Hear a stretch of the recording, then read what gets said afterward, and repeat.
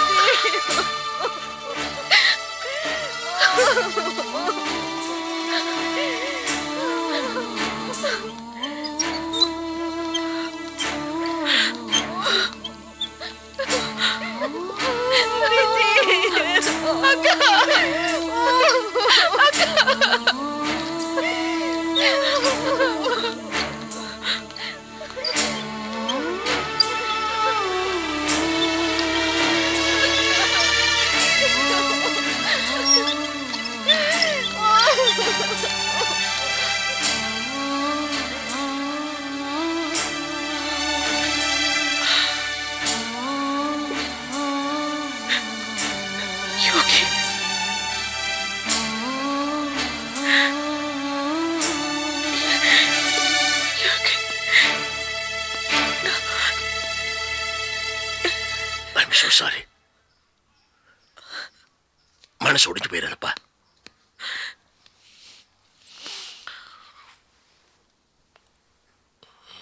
யோகி,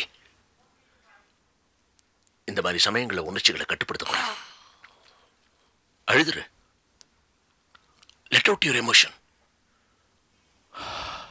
நான் சொல்றது கேளு. எனக்கு கொடுத்து வச்சது அவ்வளவுதான். எனக்கு கொடுத்து வச்சது அவ்வளவுதான்.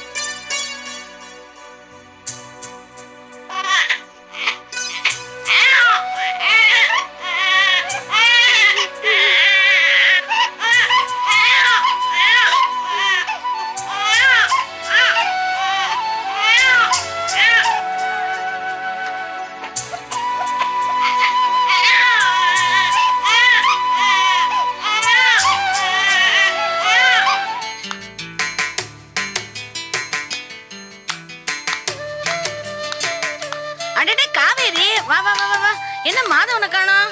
அவர் ஃப்ரெண்ட் வீட்டுக்கு போயிருக்காரு. என்னடி, ஏதாவது பிரச்சனையா?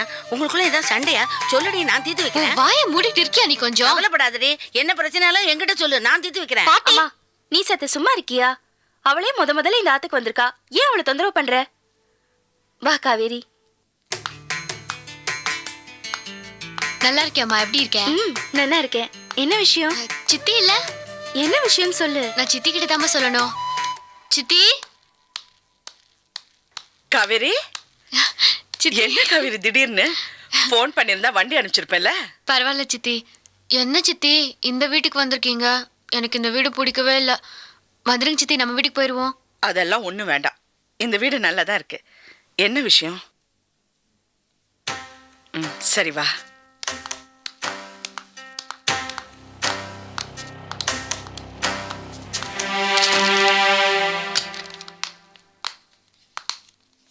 அப்பா, எப்படிப்பா இருக்கீங்க? நீ எப்படிமா இருக்க?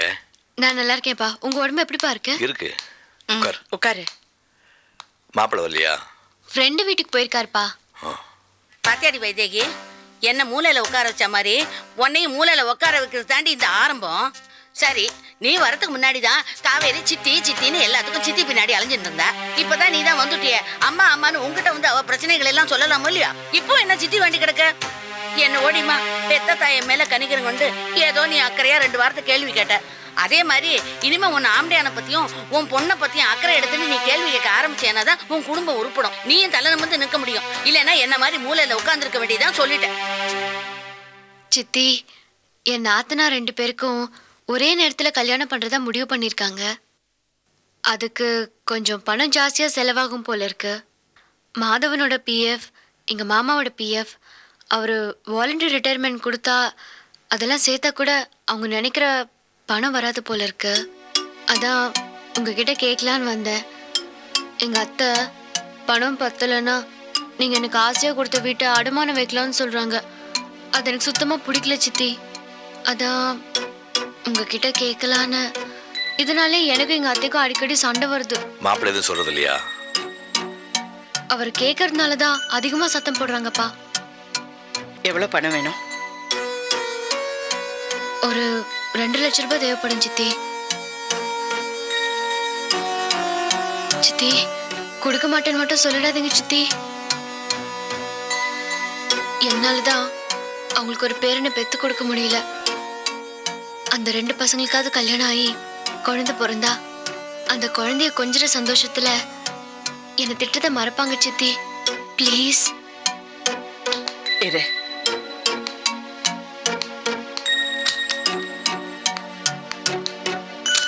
ரொம்ப சிரமப்படுத்துறாங்களா? இல்லப்பா. குடும்பம் இப்ப இருக்கிற நிலைமையில எங்கிட்ட பணம் கேட்டிருந்தேன்னா நான் இல்லைன்னு சொல்லியிருப்பேன். ஏதோ ஓமையோட பெரியத்தில் சித்தி பணம் எடுக்க போயிருக்கான்.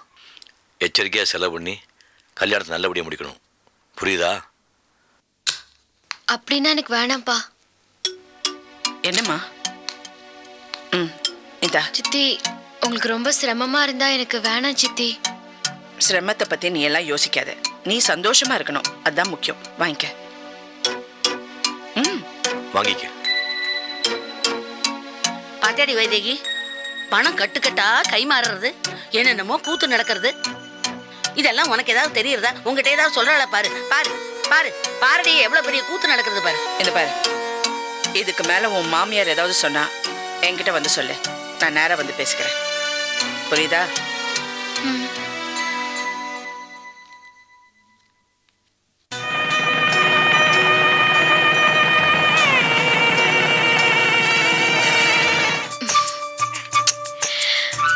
அப்படியே முண்டக்கண்ணி விஜி மாதிரியா இருக்கா பாரு. அட கண்ணு பாரு.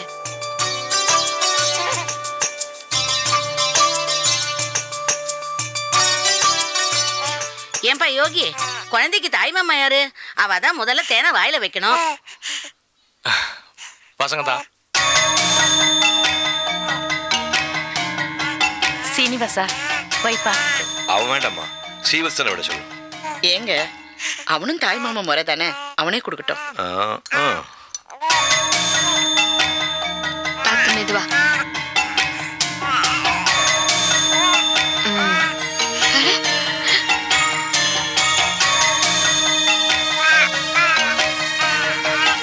கொடு.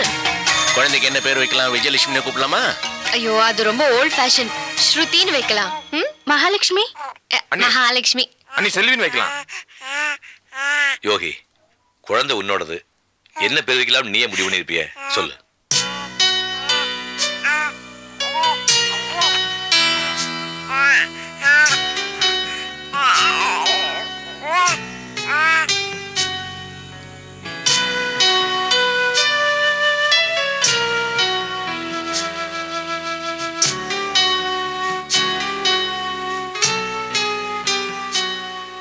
சார் சக்தின்னு வைக்கலாம்.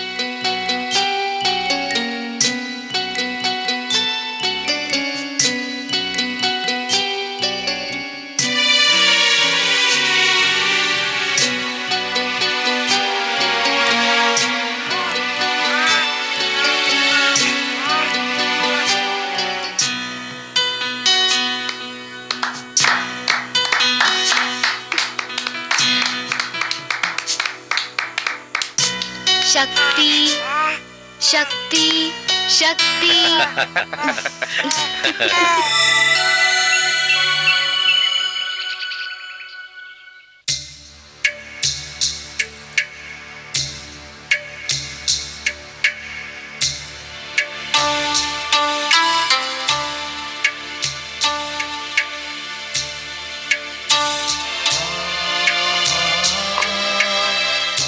சாரதா, சாரதா, ஏன் சாரதா? என்னங்க? கிருஷ்ணாகுணிக்கு திடீர்னு சீனிவாசன் கிட்ட சொன்னியா? சொல்லிட்டேனே. சீனு,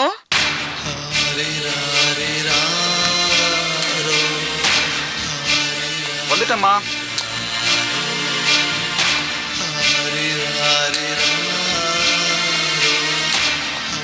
வா வா, சாஸ்திரிகள் வெயிட் பண்றாரு. அப்பா 15 வருஷமா கிருஷ்ணாவுக்கு என்ன வச்சு திதி கொடுக்குறீங்க? அவருக்கு தான் பிரசாத் இருக்கானே, அப்புறம் நான் எதுக்குப்பா? பிரசாத்தை விட உமல் தான்ப்பா கிருஷ்ணா உயிரையே வச்சிருந்தான். பெத்த பிள்ளைக்கு மேலாம் பாசம் காட்டினான். பிரசாத்து அவனுக்கு திதி கொடுக்க மாட்டான். அதனால தான் கிருஷ்ணாவோட ஆத்மா சாந்தி அடையணுங்கிறதுக்காக உன்னை வச்சு திதி கொடுத்துட்ருக்கேன். அப்பா அது வந்து இந்த பர்சினு அப்பா எது சொன்னாலும் சரியா இருக்கும். நீ போய் உட்காரு. சரிம்மா. அம்மா அப்பாவோட சேர்ந்து நில்லுங்க. என்னப்பா? நில்லுங்கம்மா. சரி வா வா. என்னப்பா? அம்மா அப்பா உயிரோடு இருக்கும்போது இந்த காரியம் பண்ணுறதுக்கு எனக்கு என்னமோ மாதிரி இருக்கு. என்னை ஆசீர்வாதம் பண்ணுங்கம்மா. நல்லா இருக்கு நல்லா இருக்கு. போ. டேய் ஸ்ரீ,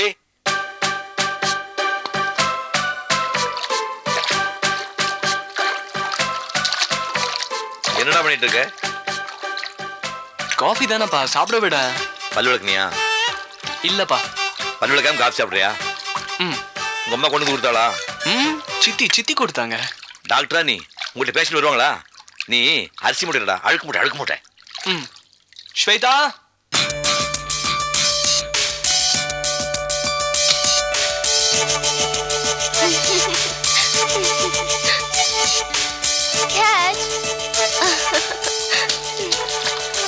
அவ ஏற்கனவே பல்லு விளக்காம காஃபி சாப்பிட்றா, நீ பிஸ்கட் வேற போடுறியா? அதானப்பா ஸ்ரீயோட ஸ்பெஷாலிட்டியே. நல்ல தம்பி நல்ல அக்கா. சரி நீயாவது குடிச்சியா?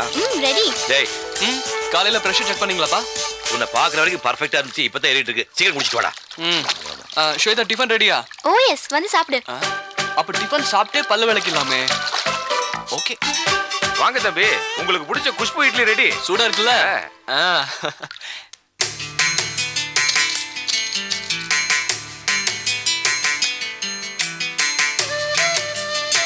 என்ன சார்தா? காவேரியும் மாப்பிள்ளை வரேன்னு சொன்னாங்க, இன்னும் வரலையே. வருவாங்க, நீ வா. சித்தி காவேரி எப்படி நல்லா இருக்கு சித்தி, நீங்க எப்படி இருக்கீங்க? நல்லா இருக்கேன். மாமனார் மாமியார் எல்லாம் எப்படி இருக்காங்க? எல்லாரும் ரொம்ப நல்லா இருக்காங்க. நல்லா இருக்கியாம்மா? நல்லா இருக்கேப்பா, நீங்க எப்படி இருக்கீங்க? ரொம்ப நல்லா இருக்கேன். ஏங்க வந்ததுல இருந்து உங்க பொண்ணையே விசாரிச்சுட்டு இருக்கீங்களே, குத்துக்கள் மாதிரி நான் இருக்கேன். என்ன ஒரு வார்த்தை கேட்க மாட்டீங்களா? மாப்பிள்ளை முறுக்க காட்டினாதான் எல்லாம் கேட்பீங்க போல இருக்கு நீங்க. ஐயோ, நீ எங்க வீட்டு மாப்பிள்ளை இல்லப்பா, எனக்கு இன்னொரு மகன். உள்ள வாங்க. ஸ்னேகா எப்படி இருக்கா?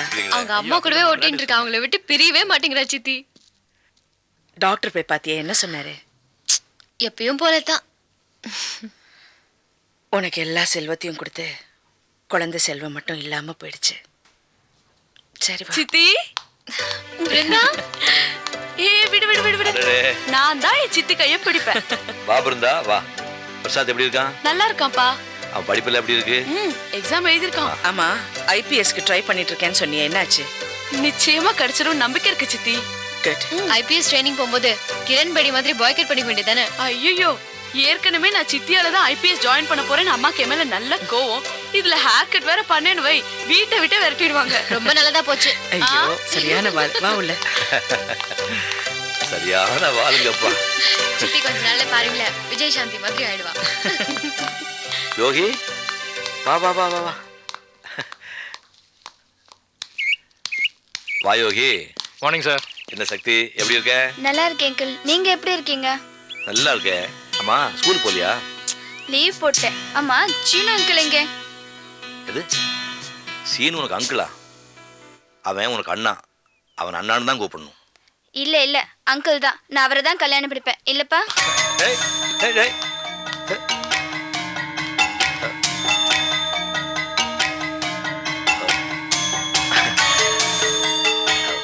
ஒன்றும் இல்லைப்பா, படிக்கிற வயசில் இந்த மாதிரிலாம் மென்டலாக டெவலப் பண்ணோம்னா படிப்பு கெட்டு போகும். அதுக்காக தான் சொன்னேன்.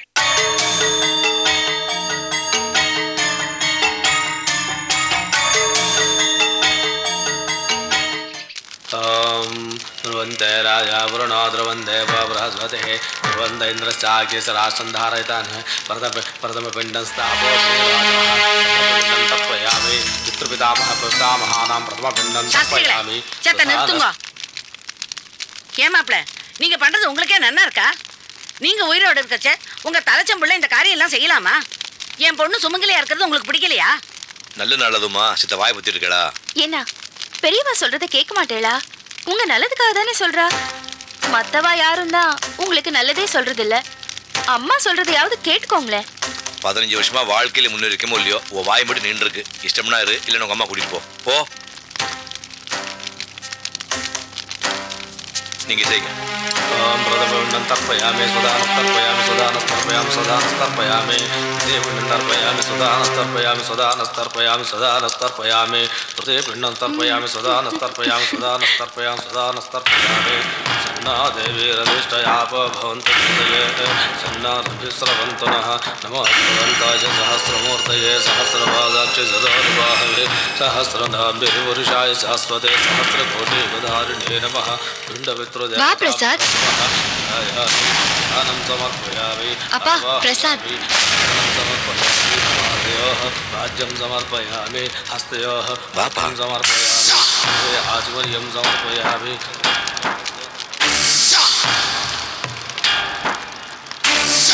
நான் ஒண்ணு விருந்து சாப்பிடுறதுக்காக வரல.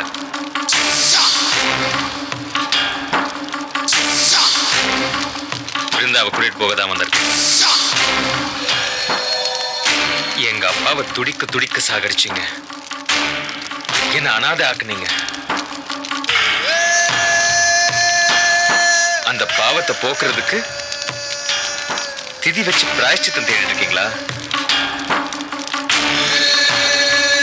இதனால எங்க அப்பாவோட ஆத்மா சாந்தி அடையும் நினைக்கிறீங்களா? நிச்சயமா அது நடக்காது. நான் என்னைக்கு உங்களை பழி வாங்குறேனோ அன்னைக்கு தான் எங்க அப்பாவோட ஆத்மா சாந்தி அடையும். அன்னைக்கு தான் நான் எங்க அப்பாவுக்கு திதி வைப்பேன். நீ ஏன்டா இங்க வந்த? ஏன்டா இங்க வந்த?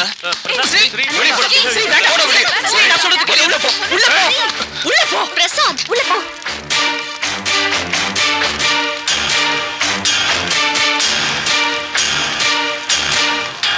இத்தனை வருஷம் நீங்க எல்லாம் ரொம்ப சந்தோஷமா இருந்திருப்பீங்கல்ல.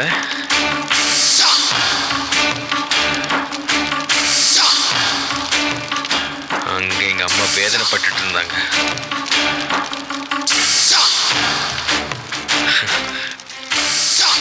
இனிமே தான் படிப்படியா இறங்க போறீங்க.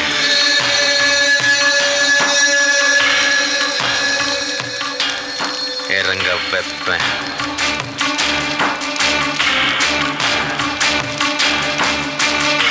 பிரசாத், நீ குழந்தைப்பா. உன் வார்த்தையால எட்டி உதைச்சா எனக்கு வலிக்காது. வாழ்க்கையில எப்படி ஜெயிக்கணுங்கிறது நீ பாரு. போ போடா.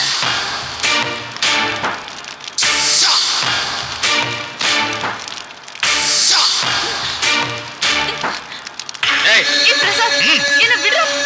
பிரசாத் என்ன விடு.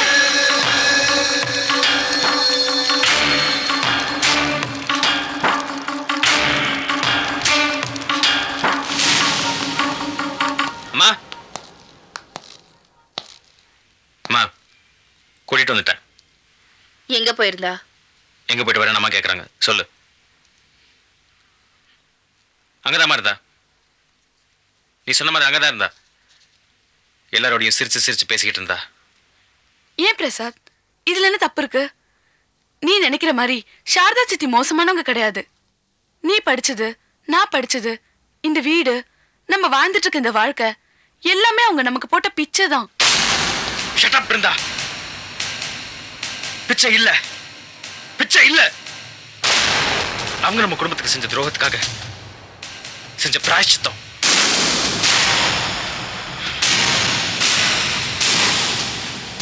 நம்ம அப்பாவை துடிக்க துடிக்க சாகடிச்சாங்க. பணபலத்தால மூடி மறைச்சிட்டாங்க. மறந்துட்டாங்க. நான் மறக்கல. 2 நாள் என் டிகிரி கைக்கு வரப்போகுது. அதுக்கப்புறம் இது வரைக்கும் அவங்க பார்க்காத பிரசாத் அவங்க பார்க்க போறாங்க. அவங்கள பழி வாங்காம விட மாட்டேன். இன்னும் அந்த பழி வாங்குற என்ன ஒண்ணு விட்டு போகலையா? அம்மா தான் பழி வாங்கணும்ன்ற வெறியோட இருந்து அவங்க வாழ்க்கையை அழிச்சுக்கிட்டு இருக்காங்க. அதே மாதிரி இருந்து நீ உன்னோட வாழ்க்கையை அழிச்சுக்க போறியா? அழிக்கதான் போறேன். அந்த ராமுவையும் சாரதாவையும் பழி வாங்காம விட மாட்டான் இந்த பிரசாத். பிரசாத், ஏன்டா தங்கச்சியிட்ட கத்தி பேசிட்டு இருக்க? மாமா, இவன் அந்த ராமு சாரதா வீட்டுல இருந்தா மாமா. திவசம் பண்றாங்களா மாமா? எங்க அப்பாவுக்கு அவங்க திவசம் பண்றாங்களா? அந்த ஸ்ரீனிவாஸ் பெண்ணை வைக்கிறான் எங்க அப்பாவுக்கு. இவ அவங்க எல்லாரோடையும் சிரிச்சு சிரிச்சு பேசிட்டு இருந்தா. புத்திசாலி, அதிகமா பேச மாட்டான், காரியத்துல கண்ணா இருப்பான். உன்ன மாதிரி ஆட்கள் இந்த மாதிரி சின்ன சின்ன விஷயத்துக்கெல்லாம் தடுமாறக்கூடாது. நானும் உங்க அம்மாவும் 25 வருஷமா அந்த ராமு சாரதாவோட போராடி போராடி இன்னைக்கு வரைக்கும் தோத்துக்கிட்டு இருக்கோம். நீ ஜெயிக்கணும். ஏதோ டிகிரி ஃபங்க்ஷன் நீ ஃப்ரெண்ட்ஸ் எல்லாம் பார்க்கணும்னு சொன்னியே, நீ போ, நான் பார்த்துக்கிறேன்.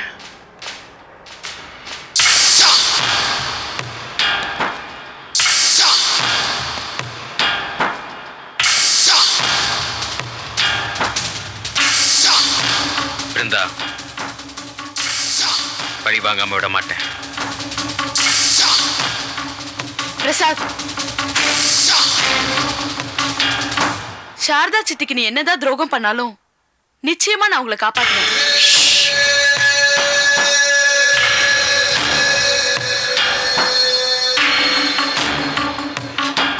பழி வாங்குவேன்.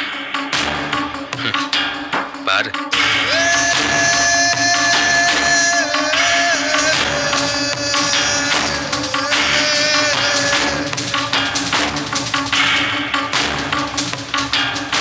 ஏமா பிருந்தா, உங்க அம்மா மேல உனக்கு கொஞ்சம் கூட பாசம் இல்லையா? உன்னை படிக்க வைக்க எவ்வளவு கஷ்டப்பட்டிருக்கோம். அது வாழ்க்கை பூரா பிரச்சனை, போராட்டம், வேதனை. அதெல்லாம் உனக்கு தெரியாது. உன்னை 2-3 நாள்ல நீ IPS ட்ரைனிங் போற. அதை முடிச்சு வந்த உடனே உங்க அண்ணனோட லட்சியத்துக்கு நீ உறுதுணையா இருக்கணும். ஏன் எல்லாரும் இப்படி சாரதா சித்தி எதிரியாவே நினைக்கிறீங்க? தப்பு பண்றவங்கள பார்த்தாலே தெரியும் சாரதா சித்தி தப்பே பண்ணல. சும்மா நிறுத்துமா. உனக்கு என்னமா தெரியும் பெருசா அந்த ராமு சாரதா பத்தி? உங்க அம்மா வீடு வாசல் சொத்து சுகம் புருஷன் அத்தனை இழந்து தனிமரமா நிக்கிறது காரணமே அந்த சாரதா ராமு தான். உன் ட்ரைனிங் முடிஞ்சு அதிகாரம் உன் கையில வந்த உடனே நீ முதல்ல போடுற விலங்கு அந்த ராமு சாரதாக்கு தான். பண்ணுவியா? விலங்கு மாட்டுவேன். அவங்களுக்கு இல்ல, உனக்கு.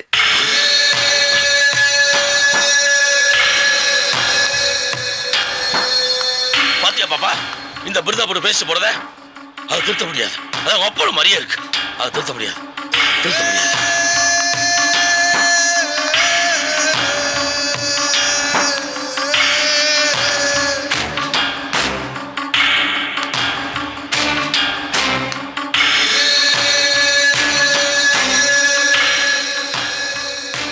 உருவத்துல மட்டும் இல்ல, பிடிவாதத்திலையும் என்ன மாதிரியே இருக்கா. கொஞ்சம் விட்டு பிடிப்போம்.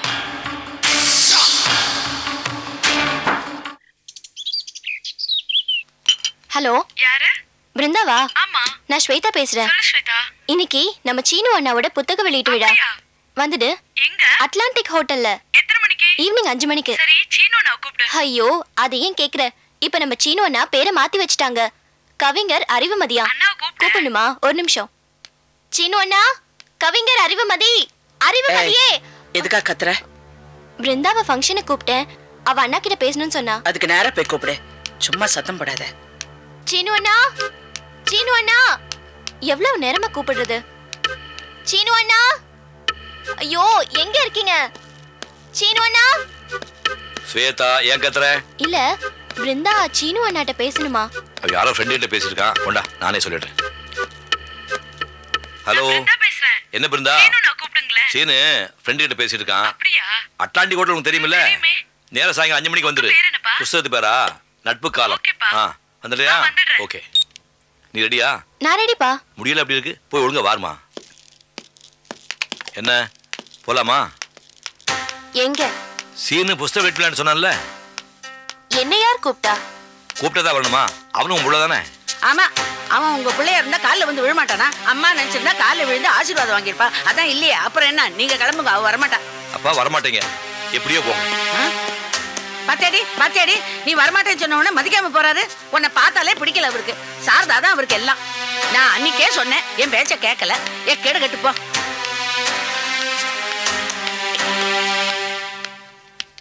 கிளம்பலையா? எங்க? ஸ்ரீனிவாசனோட புஸ்தக வெளியீட்டு விழா. ஸ்ரீனிவாசன் என்ன கூப்பிடல. ஓ சரி.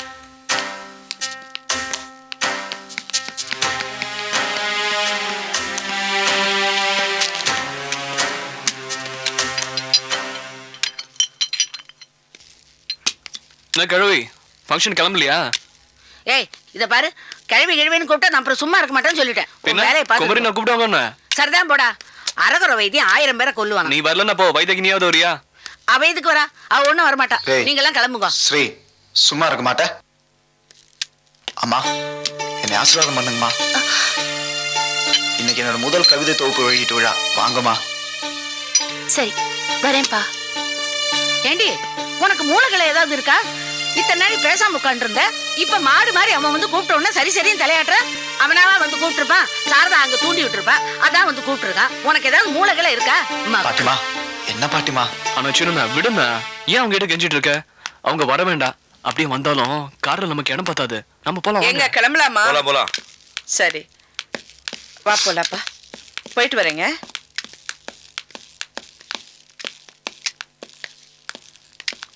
போங்க, டைம் ஆயிடுச்சு. ஐயோ ஐயோ, மார் வலிக்கிறது. என்னாச்சு? என்ன யாருமே கவனிக்க மாட்டேங்கிறாங்க. என்னாச்சுமா? டாக்டர் ஃபோன் பண்ணுங்க.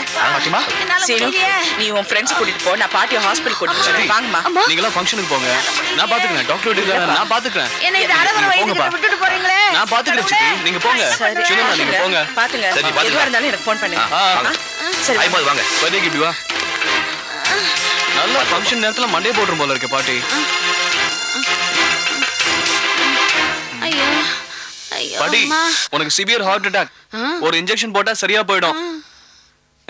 இன்ஜெக்ஷன் வேற என்கிட்ட இல்ல. அம்மா உங்ககிட்ட ஏதாவது பணம் இருக்கா? என்கிட்ட இல்லடா. இல்லையா? ஐயோ அம்மா, அம்மா வலிக்கிறது. பணம் இருக்கு என்கிட்ட. நான் போய் இன்ஜெக்ஷன் வாங்கிட்டு வந்துடுவா பாட்டி. ஐயோ வேணாம், இன்ஜெக்ஷன்லாம் வேணாம்டா. எனக்கு வாயு உபத்திரத்துக்கு மருந்து வாங்கி சாப்பிடுறேன், சரியா போயிடும். இப்போ கொஞ்சம் தேவையா இருக்கு. கொஞ்சம் சொல்லு வைத்தியக்கு. அம்மா, அவன் தான் இன்ஜெக்ஷன் போடுறேன்னு சொல்றான்ல, போட்டுக்கோ. ஐயோ சொல்லேண்டி அம்மா, புரியாம பேசுறே நீ. எனக்கு இப்ப அவ்வளவா வலி இல்ல. இன்ஜெக்ஷன்லாம் போட்டா எனக்கு வலி ஜாஸ்தியா போயிடும்டி. எனக்கு வேண்டாண்டி. அந்த பணத்தை இங்க வச்சுட்டு போ சொல்லுடி, நான் மருந்து வாங்கி சாப்பிட்டுக்கிறேன். மருந்து வாங்கி சாப்பிடுவீங்க? சாப்பிட்டுக்கிறேன். சரியா போயிடும்? கண்டிப்பா. சரி, மருந்து வாங்கி சாப்பிட்டுக்கிறாங்களா? போட்டோம். ஏமா, உனக்கு என்ன திடீர்னு உடம்புக்கு? அடி போடி, புரியாம பேசிட்டு. எனக்கு ஹார்ட் அட்டாக் இல்ல, ஒண்ணும் இல்ல. சும்மா அவ போகாம தடுக்கிறதுக்காக பார்த்தேன். அது என்னடா அவ போயிட்டா. சரி, பணமாவது கிடைக்கிறதோனோ, அதை எதுக்கு விடணும்? அதான் வாங்கி வச்சு விட்டேன். 1 2 3 4 5. மற்ற பேஷண்ட்க்கெல்லாம் மருந்து மாத்திரை கொடுத்த உடனே சரியா போயிடும். உனக்கு இந்த பணத்தை பார்த்த உடனே எல்லாம் சரியா போயிடும். ஏன் இந்த வயசான காலத்துல இப்படி பணம்னு அலையிற? டேய், எங்க அம்மானா உனக்கு அவ்வளவு இளக்காரமா இருக்கா? உனக்கும் உங்க அம்மா மாதிரியே பண திமிரு. அம்மா, அந்த பணத்தை அவன் மூஞ்சிலே விட்டேரி. ஏண்டி நன்னா இருக்குடி நீ சொல்றது? இது யார் பணம்? உன் பணம். அதை எதுக்கு அவன் மூஞ்சில விட்டேறியது? நானே வச்சுக்கிறேன். கோடி சர்த்தான் பாத்துங்க. ஆறி போச்சு காஃபி. என் மானத்தை வாங்கி இப்படி. அனைவருக்கும் வணக்கம். கவிஞர் அறிவுமதி அவர்களின் நட்பு காலம் என்கிற இந்த கவிதை நூல் வெளியீட்டு விழாவிற்கு வருகை தந்திருக்கும் உங்கள் அனைவரையும் மனமாற வரவேற்கிறேன். இந்த விழாவில் பங்கேற்க நமது கல்வி அமைச்சர் அவர்கள் வருகை தந்திருக்கிறார்கள். அதே போல இந்த நூலின் வெளியீட்டாளரும் சிறந்த பத்திரிகையாளருமான திரு சுதாங்கன் அவர்கள் வருகை தந்திருக்கிறார்கள். அடுத்தபடியாக கவிஞர் முத்துலிங்கம் அவர்களும் கவிஞர் மதியழகன் அவர்களும் இந்த நூலை வாழ்த்தி பேச வருகை தந்திருக்கிறார்கள். இந்த இனிய விழாவின் முதல் நிகழ்வாக இந்த நூலின் வெளியீட்டாளரும் சிறந்த பத்திரிகையாளருமான திரு சுதாங்கன் அவர்கள் வாழ்த்தி பேச வருகிறார். அவர்களை பேச வருமாறு அன்போடு அழைக்கிறேன்.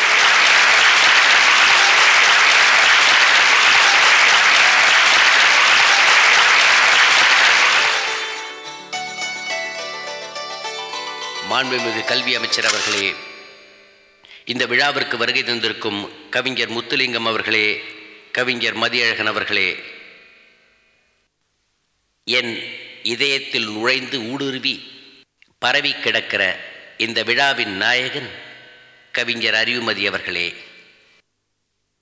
ஒவ்வொரு காலமும் ஒரு நல்ல கவிஞனை உருவாக்கி நமக்குள்ளே உழவத்தான் விடும். தமிழுக்கு ஒரு மிகப்பெரிய பெருமை உண்டு. தமிழ் கவிதை எழுத மொழி புலமை அத்தனை தேவையில்லை. ஏனென்றால் தமிழனுக்கு இயற்கையிலேயே கவிதை கொட்டும். ஆனால் இந்த விழாவில் நான் ஒரு விசித்திரத்தை பார்க்கிறேன். ஒரு நல்ல பிள்ளையை பெற்றெடுக்க எந்த தாயும் ஆசைப்படுவாள். உலகத்திலேயே மிகச்சிறந்தது தாய்மை என்பது நாம் அனைவரும் ஏற்றுக்கொள்ள வேண்டிய ஒன்று. ஆனால் இங்கே ஒரு அற்புதம் நடந்திருக்கிறது. ஒரு தாய் பிள்ளை நன்றாக பிறக்க வேண்டும் என்று எதிர்பார்ப்பாள், பிறகு நன்றாக படிக்க வேண்டும் என்று எதிர்பார்ப்பாள், பிறகு படித்து நல்ல உத்தியோகத்தில் கணக்காளனாகவோ இன்றைய யுகத்தில் கம்ப்யூட்டர் பொறியாளனாகவோ இருக்க வேண்டும் என்றுதான் விரும்புவாள்.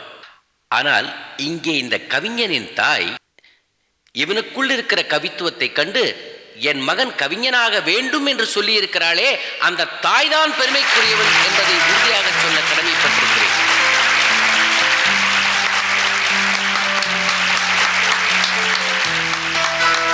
வேகமாக ஓடுகிற காலத்தில் கதை எழுதுகிறவனையும் கவிதை எழுதுகிறவனையும் எந்த தாயும் ஊக்குவிப்பதில்லை.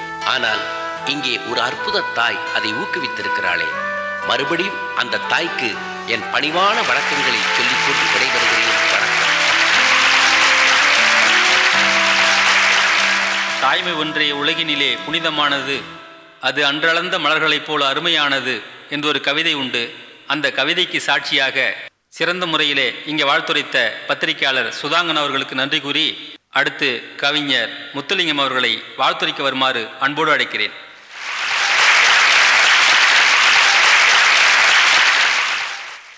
சான்றோர்கள் அனைவருக்கும் என் வணக்கம்.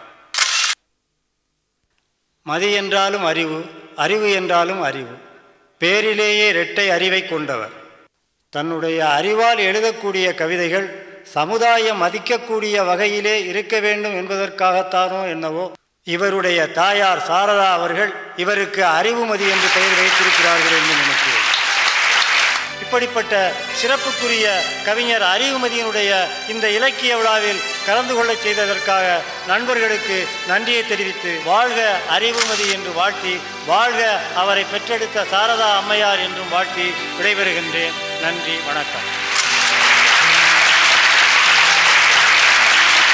அடுத்து அறிவுமதி அவர்களின் கவிதை நூலை பாராட்டி பேச கவிஞர் மதியழகன் அவர்கள் இங்கே வருகை தர இருக்கிறார்கள். கவிஞர் மதியழகன் எழுதினார், பாரதி நீ நொண்டி சிந்து எழுதினாய், தமிழ் கவிதை எழுந்து நடக்க ஆரம்பித்தது. பாரதி ராஜா உன் சப்பானியின் வருகைக்கு பிறகுதான் தமிழ் சினிமா எழுந்து ஓட ஆரம்பித்தது என்று அவர் கவிதை எழுதினார். அத்தகைய சிறப்பு வாய்ந்த ஒரு கவிஞர் மதியழகன் அவர்களை பேசுமாறு அழைக்கிறேன்.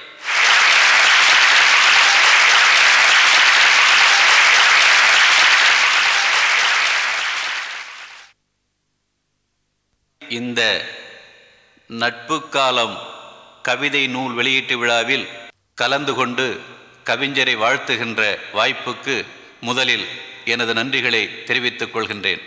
உலகத்தில் விமர்சனத்திற்கு அப்பாற்பட்ட ஒரே கவிதை தாய் என்று சொல்வார்கள். நாத்திகனும் வணங்குகின்ற ஒரு தெய்வம் உண்டென்றால் அது அம்மாதான். இந்த கவிஞன் மேலும் பல வெற்றிகளை பெற்று மேலும் மேலும் அந்த தாய்க்கு பெருமை சேர்க்க வேண்டும், அந்த தந்தைக்கு புகழ் சேர்க்க வேண்டும் என்று வாழ்த்தி விடைபெறுகிறேன். நன்றி, வணக்கம். கவிஞர் அறிவுமதி அவர்களின் நட்பு காலம் கவிதை நூல் இப்பொழுது அரங்கேற இருக்கிறது. கவிதை நூலை வெளியிட்டு சிறப்பிக்குமாறு நமது மாண்புமிகு கல்வி அமைச்சர் அவர்களை அன்போடு அழைக்கிறேன்.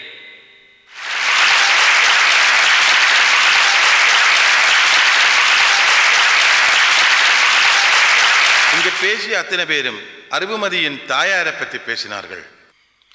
இவ்வளவு பேசின பிற்பாடு இந்த நூலை வெளியிட எனக்கு அருகதை இல்லை. அதுக்கு தகுதி பெற்றவர் அவருடைய தாயார் தான். நூலை அவர் வெளியிடட்டும், நான் பெற்றுக்கொள்ளுகிறேன். அதற்காக அவரின் தாயாரை அன்புடன் இந்த மேடைக்கு நான் அழைக்கிறேன்.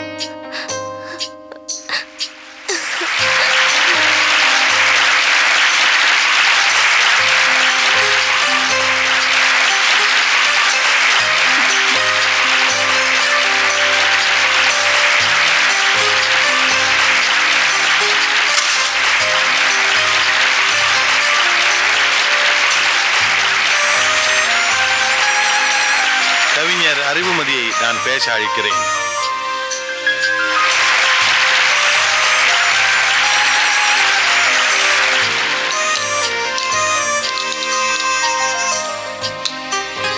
இல்ல பரவாயில்ல, அவனே எழுந்திருப்பான்.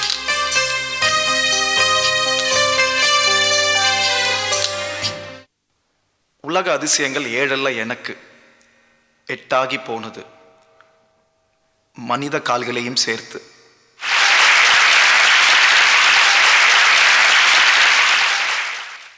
வரைபட எல்லை கோடுகள் காலடி தடங்களாய் போகட்டும்.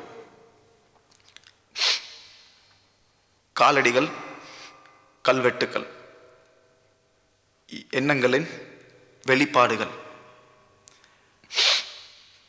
தடங்களை பதிக்க எனக்கு உதவியவள் என் தாய் சாரதா.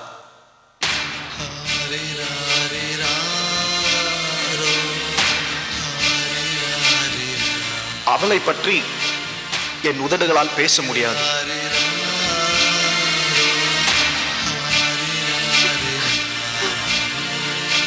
என் இமைகளால்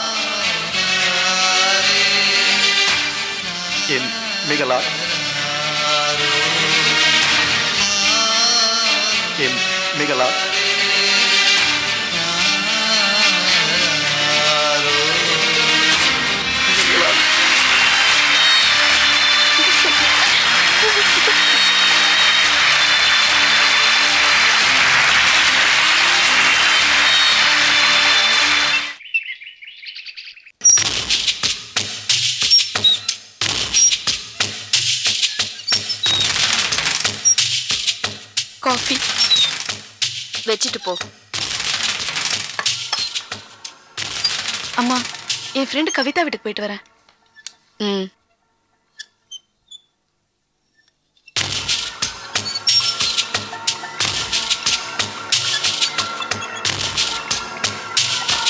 பாப்பா பாப்பா, பிரசாத் இன்ஜினியர் ஆயிட்டான். அவன் டிகிரி வாங்கிட்டான் பாப்பா. கண்டிப்பா உன் லட்சியத்தை நிறைவேற்றுவான். எனக்கு நல்லா தெரியுது. அவனை ஆசீர்வாதம் பண்ண பாப்பா.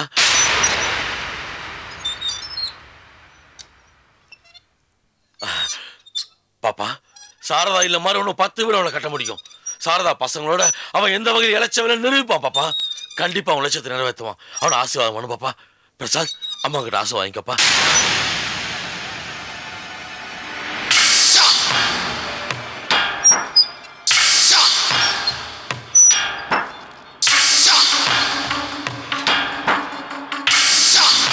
பிரசாத், நீ இன்ஜினியர் ஆனது எனக்கு சந்தோஷம்தான். நீ பெரிய பில்டர் ஆக போற, நிறைய சம்பாதிக்க போற.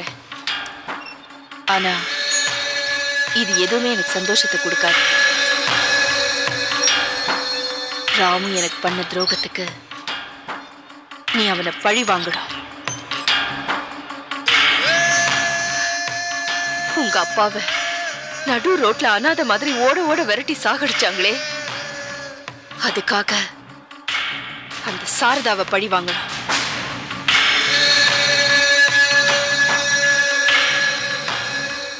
சாரதா இல்லோங்கிற அந்த வீட்டை என்னைக்கு பிரபாவதி இல்லமா மாத்தி அந்த பத்திரத்தை என் காலடியில கொண்டு வந்து போடுறியோ,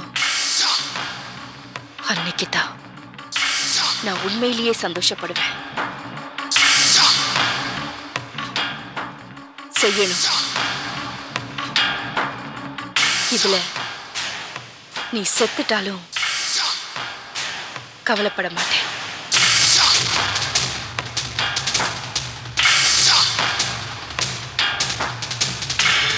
இதுல இருந்து ஒரு பிடி மண்ணு கூட யாரையும் எடுக்க விட மாட்டேன்.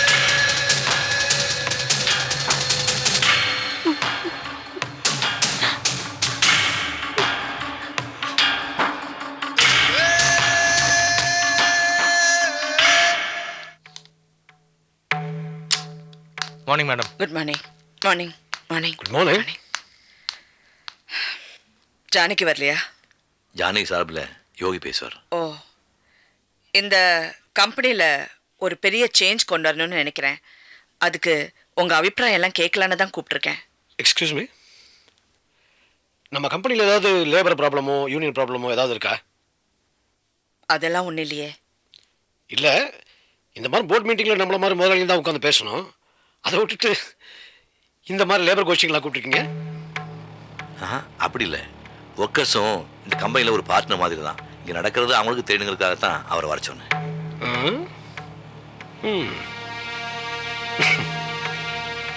இப்போ இந்த கம்பெனியில் 11.5 கேபிட்டல் ஷேர் பல வருஷமாக இருந்துகிட்ருக்கு.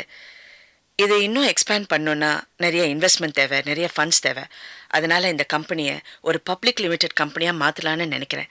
நீங்கள் என்ன நினைக்கிறீங்க? Very good idea. கம்பெனியை பப்ளிக் லிமிட்டடாக மாற்றுறதுக்கு என்னென்ன லீகல் ப்ரொசீஜர்ஸ் தேவையோ எல்லாம் நான் பார்த்துக்கிறேன். யோகி, நீங்கள் என்ன நினைக்கிறீங்க? நீங்கள் எந்த முடிவு எடுத்தாலும் எனக்கு சம்மதம் மேடம். யோகி, நீ இது வரைக்கும் சுயமாக சிந்திச்சதே கிடையாது இல்லை?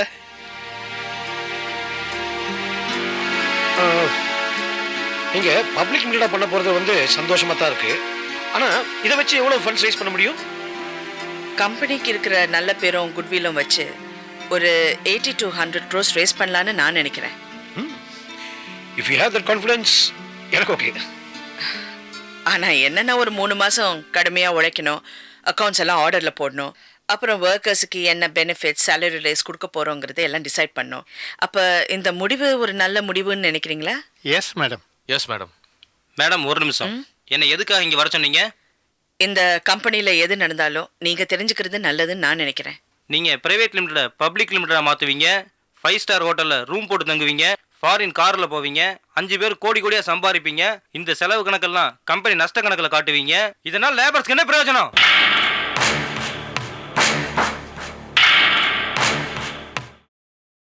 Catch us on TV, Tandivan.com, Facebook and YouTube.